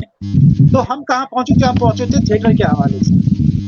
जो आजकल की जो नस्ल है, जो आजकल के जो हमारे बच्चे हैं, ये चाहते हैं कि हम और द नाइट स्टार बने, लेकिन इसके लिए आपने मेहनत करनी है, आपने पहले कुछ बनना है। अब उनकी दिलचस्पी कम होती जा रही है, लेकिन मेरी सलाह है अपने थिएटर ग्रुप्स को जो कश्मीर में है या जम्मू में है, हमने ये जो हमारा सीरीज है, इस फॉर्म को बचाने के लिए अपने नौजवानों को, जितने हमारे ये जो नौजवान हैं, उनको इस फील्ड में लाने के लिए, उनको ट्रेनिंग देने के लिए हमने एक कमर्शियल थिएटर इंट्रोड्यूस जरूरी करना है। जब तक ना हम कमर्शियल थिएटर इंट्रोड्यूस करें, तभी हम अपने जो हमारे, it's very true, unless and until you will pay something to that artist आजकल के दौर में, he is not going to come. वो एक महीने के लिए आपके पास रिहर्सल करने के लिए नहीं आएगा, नेवर। हम तो एक महीना रिहर्सल करते थे, आजकल का बच्चा आपके पास 4 दिन के बाद नहीं आएगा। सो उसकी कमर्शियल थिएटर करने के लिए, उसको इंट्रोड्यूस करने के लिए हमने लोगों को मतलब इस बात पर उनको मतलब इस लेवल तक लाना है कि वो पे करें, वो टिकट खरीदें, ताकि हमारा जो खर्चा, योर सेल्फ थिएटर आप खुद करें कि आप पैसा कहाँ से लाती हो, अपनी जेब से या अपने तनख्वाह से खर्च करती हो कि नहीं, करती हो कि नहीं, करते हैं ना। तो हमने एक कमर्शियल थिएटर का, जब हम कमर्शियल थिएटर को इंट्रोड्यूस करेंगे, एक उसके बाद ही हम अपने सीरियस थिएटर को प्रिजर्व कर सकते हैं। Then we don't face any difficulty when we shall be doing the serious theatre, other forms of theatre, वो तो हम कर लेंगे। तब जाके अगर वो करें, तब जाके हमारे बच्चे चाहे फिर उसके बाद सिनेमा जाना है या टेलीविजन करना है, क्या करना है, हम उनको रोकेंगे नहीं। लेकिन ये जो थिएटर की मूवमेंट है, थिएटर की तहरीक है जो है, इसको तो हमने इस तरीके से आगे बढ़ाना है, अदरवाइज मुझे लगता है कि ये तहरीक जो है खत्म हो जाए। Very important, very important. अब इसके बाद मैं आ जाऊंगा फोक पे, क्योंकि फोक थिएटर जो हमारा है उसकी हालत बहुत बुरी है आज, क्योंकि हमारे जितने भी फोक आर्टिस्ट थे, बहुत ही नामी गिरामी आर्टिस्ट थे, या तो वो लोग कहीं उनमें अल्लाह को प्यारे हो गए, अल्लाह के प्यारे हो गए, और उनके बच्चे जो हैं, वो बच्चे वो they don't see bright future in this form. कहे कि यार हमारे बुजुर्गों को कुछ नहीं मिला, हमें क्या मिला, हम क्यों अपने आप को बर्बाद करेंगे, और हम तो हमेशा मुफलिस की जिंदगी जीते रहे हैं, आगे क्यों हम मुफलिस की जिंदगी जीते रहेंगे, उसको हमने बचाना है। वो फॉर्म को प्रिजर्व कर, because that is the basics of our contemporary theatre, हमारी जबान, हमारा कल्चर, हमारी लैंग्वेज। बिकॉज मैं यूँ कह रहा हूँ कि हमारा कल्चर दुनिया की अजीम तरीन, हमारी रिवायत जो है, ये दुनिया की अजीम तरीन रिवायतों में से हमारी रिवायत है, तो इसको बचाना है हमने।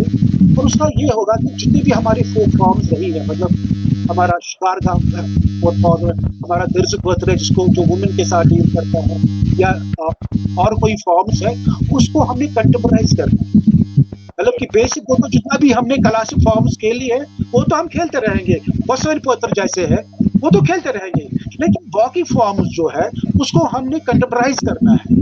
आज के इस जो हमारी आज की प्रॉब्लम है उसको फोक में हमें डालकर उसको प्रेजेंट करना है, ताकि वो भी प्रिजर्व रहेगी। और ये जो हमारे आर्टिस्ट हैं, बिलीव अब हमारे पास बहुत ही कम 1-2 बंदे रहे हैं जो सुरने बजाते हैं, सुरने जो डोल बजाते हैं, वो भी चली जाएंगे, फिर कोई सुनने वाला नहीं मिलेगा, ना कोई ढोल बजाने वाले मिलेगा।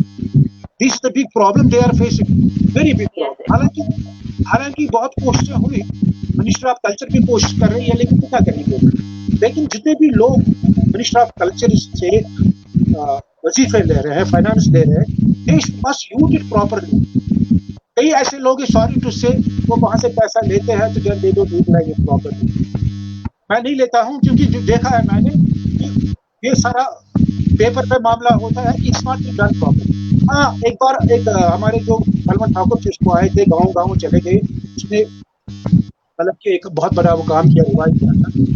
उसके बाद दास्तान आ गई। दास्तान पर मुझे I am the first person जिस पर मुझे टैगोर नेशनल फेलोशिप मिला इन जेट पे, वो 2 साल का। उस पर मैंने थीसिस कंप्लीट की और मैंने लिखा कि किस तरह हम दास्तान को प्रिजर्व करें।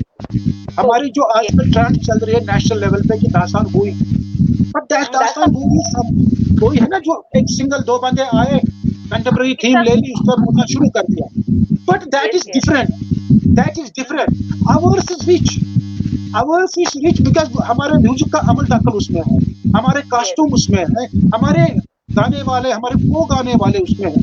अगर हम उसको कंटेम्पराइज करेंगे, जिस तरह पहले लैला मजनू गाते थे हमारे दास्तान को, या और कोई शीरीन फरहाद जैसे, आज की कोई कहानी लेके, प्रेजेंट स्टोरी लेके उसको उस तरह से हम पेश करें, उस ऐसे भी हम इस फॉर्म को प्रिजर्व कर सकते हैं और उसको भी हम मतलब बहुत हद तक पॉपुलराइज कर सकते हैं। I think this is very important for us. यहाँ भी हमारे पास जो थे मतलब दास्तान गो थे, जैसे Mohammad Ismail Mir, the prominent one singer, वो तो अब नहीं रहे, उसके बेटे अब कर रहे हैं, लेकिन उसमें भी हम नए आर्टिस्ट को आगे लाना है, तब जाके हम इसको वो फॉर्म जो है इसको प्रिजर्व कर सकते हैं। अगर हम अपने फोक को प्रिजर्व नहीं कर पाए, I think will be doing great injustice with our art. और यही वजह थी मैंने पीएचडी क्यों की अपने इसमें, डिग्री की इसमें folk theatre, because my topic is like that. My topic is the intangible heritage, जो हमारे हेरिटेज फोक है, फोक लिटरेचर और इलेक्ट्रॉनिक मीडिया, फोक फॉर्म मतलब ये भानपत्र और इलेक्ट्रॉनिक मीडिया, इसमें मैंने सारा ले लिया है कि ये जो टॉपिक किस तरह हम प्रिजर्व करेंगे थ्रू डिफरेंट मीडिया से। और उसी में मेरा पीएचडी माशाल्लाह कंप्लीट हुआ। अल्लाह का करम है कि 20 साल के बाद मेरी वो जो इच्छा थी और मेरा जो तमन्ना थी वो पूरी हो गई। रातों मतलब कि बुढ़ापे में पढ़ना बड़ा मुश्किल होता है लेकिन ये तो मैंने ये मंजिल मैंने क्रॉस की।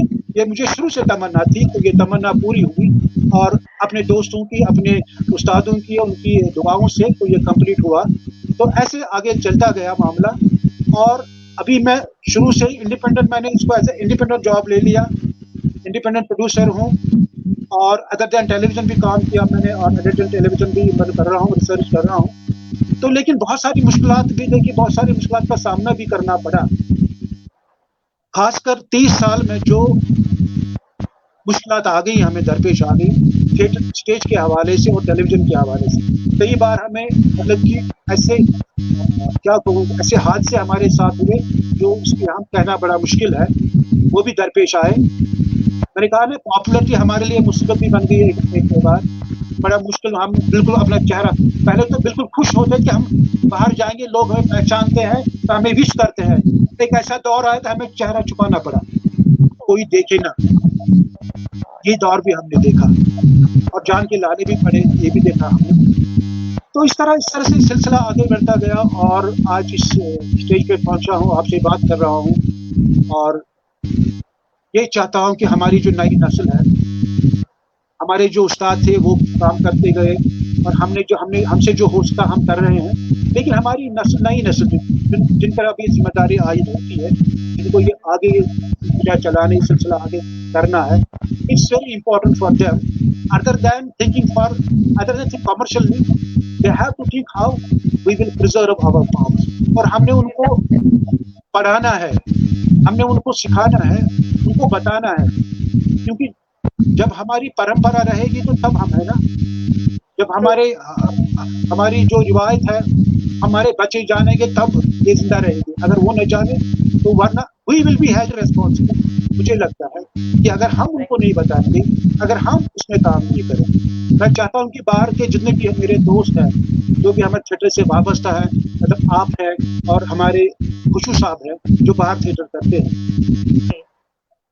वो आए। हालांकि हमने किया था, मैंने एक बार लास्ट ईयर मैंने किया था कि हम यहाँ पे दिल्ली, जम्मू और कश्मीर के जो बाहर हमारे बेहतरीन गए हैं, कंबाइन करके एक फेस्टिवल करेंगे हम। लेकिन बदकिस्मती से लास्ट ईयर कश्मीर में ऐसे हालात पैदा हुए तो एक साल बंद रहा। So we could not do it. उसमें मुझे भी आपने कहा था करने के लिए। आपको भी कहा था ना, मतलब I think this is the only connect. हम किस तरह अपने आप को कनेक्ट कर पाएंगे किससे? सियासतदान कभी कनेक्ट नहीं कर पाएंगे, मुझे माफ कर, कनेक्ट कर पाएंगे तो आर्टिस्ट ही कनेक्ट कर पाएंगे, इंटेलेक्चुअल लोग ही कनेक्ट कर पाएंगे। हम लोगों को मतलब ये जो जख्म हमें लगे हैं, जो दर्द हमने सहा है, उसको हम ही उसका हम दरमा हम ही कर सकते हैं, आर्टिस्ट लोग कर सकते हैं, और हमें पहल करनी है।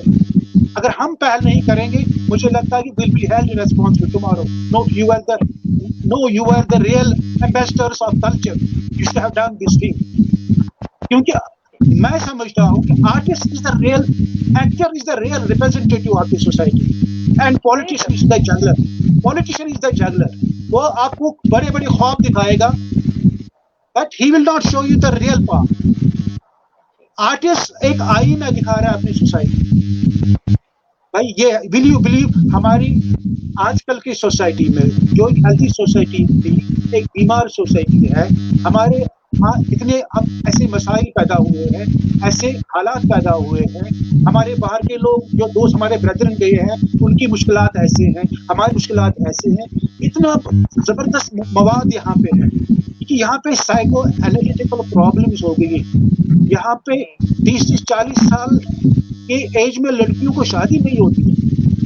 यहाँ पे पता नहीं सुबह जाऊं तो शाम को वापस लौटे कि नहीं। यहाँ पर जिंदगी का नैरेटिव चेंज हो गया है, और हमने इसमें एक पॉजिटिव रोल करना है।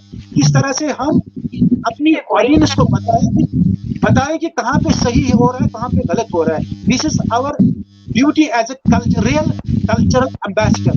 If we can't do this, I think कि हम तो फिर बहुत बड़े गुनाहगार हो सकते हैं। ये बहुत जरूरी है। वेल सेड, बहुत ही खूबसूरत बातें कही आपने। और मैं आज इतना हमारा एनरिचिंग सेशन रहा कि हमारे साथ जितने भी व्यूअर्स जुड़े हैं, मैं उनके नाम लेना चाहूंगी। सुमन पॉल जी जम्मू से जुड़ी हैं, बहुत बहुत शुक्रिया हमारे साथ जुड़ने के लिए। बिपिन हमारे साथ लद्दाख से जुड़े हैं, बहुत बहुत शुक्रिया हमारे साथ जुड़ने के लिए। यूशु भारती हमारे साथ जुड़े हैं, बहुत बहुत शुक्रिया। निर्मला दी हमारे साथ जुड़ी है, निर्मला दी थैंक यू हमारे साथ जुड़ने के लिए। और हमारे साथ कुसुम टिक्कू जम्मू से जुड़ी हैं, थैंक कुसुम जुड़ने के लिए, बहुत बहुत शुक्रिया हमारे साथ जुड़ने के लिए। भारती कौल जी हमारे साथ जुड़ी हैं, बहुत बहुत थैंक यू। इरशाद मासूम साहब हमारे साथ जुड़े हैं, बहुत बहुत शुक्रिया। भारती कौल जी हमारे साथ जुड़ी हैं, बहुत बहुत शुक्रिया। मनोहर लाल गांधी जी हमारे साथ जुड़े हैं, थैंक यू। उषा टिक्कू जी हमारे साथ जुड़ी हैं, जिनका आरिफ साहब ने बहुत बार नाम, बहुत बहुत शुक्रिया हमारे साथ जुड़ने के लिए। बहुत बहुत शुक्रिया। जावेद गिलानी सर हमारे साथ जुड़े हैं, बहुत बहुत शुक्रिया। बलवंत सर हमारे साथ जुड़े रहे हैं, बहुत बहुत शुक्रिया हमारे साथ जुड़ने के लिए। किंग भारती जम्मू से हमारे साथ जुड़े हैं, thank you king. Kusum ji हमारे साथ जुड़ी हैं, कुसुमधर जी थैंक यू। दिलदार अशरफ जी हमारे साथ जुड़े हैं जी। बहुत सारे लोग, तीन बंधु का नाम मैं जरूर लेना चाहूंगा जिसका एक जबरदस्त कंट्रीब्यूशन रहा है। कुसुम टिक्कू जी, शी इज द पायनियर, मतलब कश्मीरी थिएटर जो है लैंग्वेज, जम्मू ने उसको ऐसे जिंदा रखा है। इट्स ऑफ हर, और जिन मुश्किलात का सामना वो कर रही है, मतलब कि शी इज प्रोफेशनल आर्टिस्ट कुसुम टिक्कू जी और उषा टिक्कू जी, और मतलब कि बाकी इवन ये जो हमारी है अंजू डोलू, उनका भी एक कंट्रीब्यूशन रहा है जबरदस्त। जम्मू की बात हम जब जम्मू थिएटर हमारी जबान चली गई, जम्मू में हो रहा है। और मेरा विजन है ये जो हमारे बलवंत जी है, जिस तरह से उन्होंने जम्मू में थिएटर का एक मतलब कि एक नींव डाली है, मैं चाहता हूं कि वो मेरा विजन है, कश्मीर में ऐसा हम मतलब कि थिएटर इंट्रोड्यूस करें और उनका मतलब कि उनकी गाइडेंस लेके, ताकि ये जो जम्मू में थिएटर आगे बढ़ा है, जम्मू में बहुत काम ये कर रहे हैं। और ये सबसे बड़ी बात है, बलवंत जी मिट्टी के साथ जुड़े हुए हैं। वहां पे मैंने जितने प्लेस देखे हैं, ये कुसुमदार जी वो भी वहां पे कर रही हैं, और कुसुमदार का नाम है और Bharati ji, they are running a very good theatre, Kashmiri place वो वहां पे कर रहे हैं, भारती जी और कुसुमदार जी। और वहां पे इनका ग्रुप है Ummeed group, they are doing fantastic, जहां मतलब अपनी जबान को उन लोगों ने जिंदा रखा है। इसी तरह बलवंत जी ने डोगरी जबान को जिंदा रखा है। जितने भी इंग्लिश जितने भी प्ले हो गए हैं, अंग्रेजी में जितने में, चाहे वो हैमलेट हो, चाहे वो मैकबेथ हो, चाहे वो कोई और प्ले हो, आम आदमी को इसके साथ कोई लेना देना नहीं है। That's for a particular class. लेकिन जब तक ना आप गुमारी जैसा प्ले करेंगे, बाबा जुद्दू जैसा प्ले करेंगे, इस तरह के लोग आपके साथ जुड़ेंगे, तब जाके आप अपने कल्चर को, अपनी सभ्यता को जिंदा रख सकते हैं।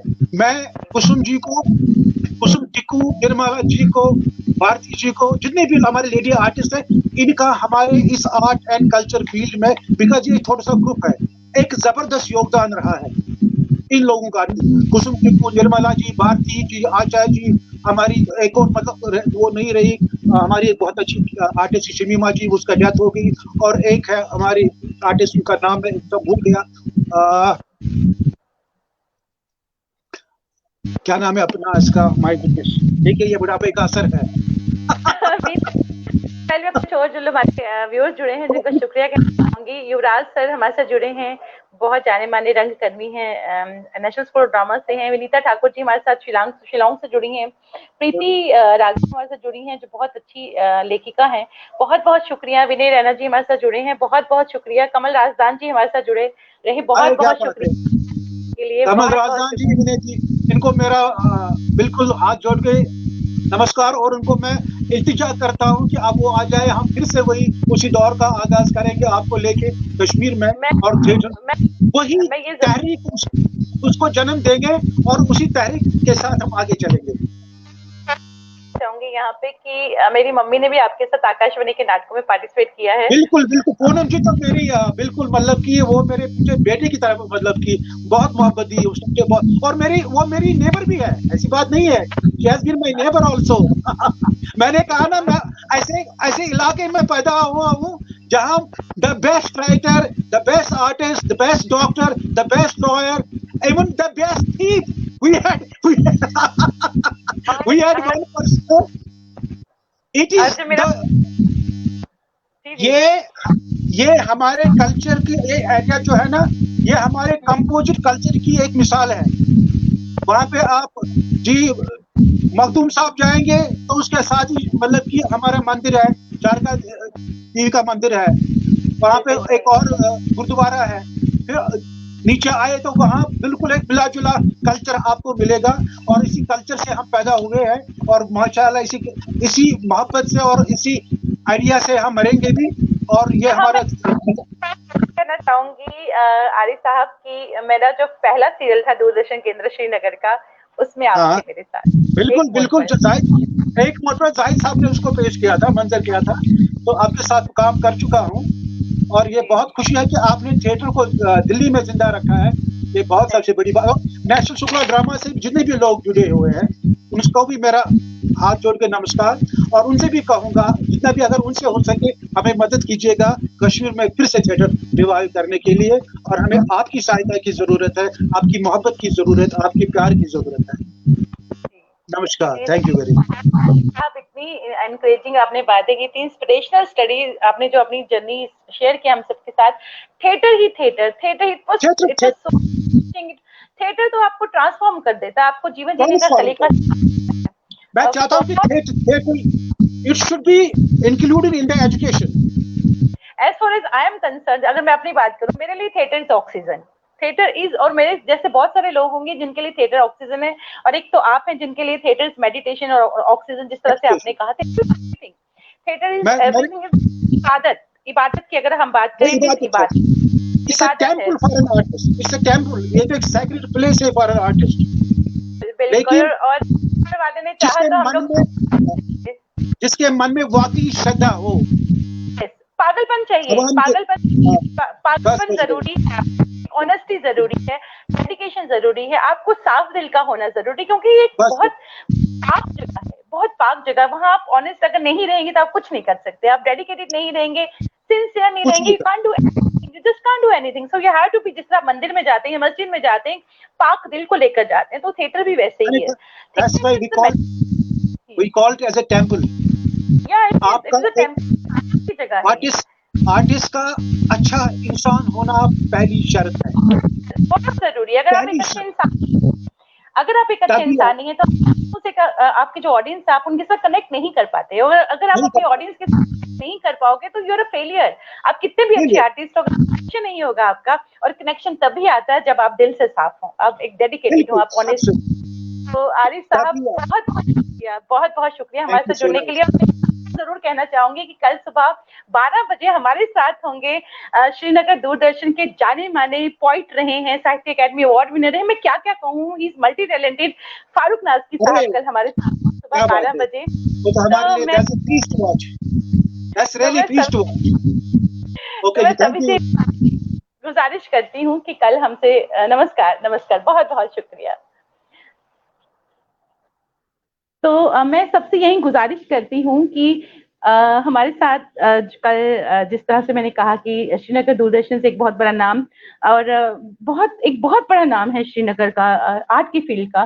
तो फारूक नाज़की साहब बहुत बड़े पोइट रहे हैं, लेखक रहे हैं, मीडिया कम्युनिकेटर हैं, एजुकेशनिस्ट हैं, he is a director, he is a producer, he is a film maker, he is what not.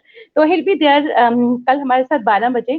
तो आप सभी से गुजारिश कि एक बार फिर से रहिएगा हमारे साथ, और एक सपोर्ट मिलती है, जैसे एक हम थिएटर करते हैं तो हमें अपने ऑडियंस से एक सपोर्ट मिलती है, तो इस तरह से हमें यहाँ पे भी एक स्ट्रेंथ मिलती है।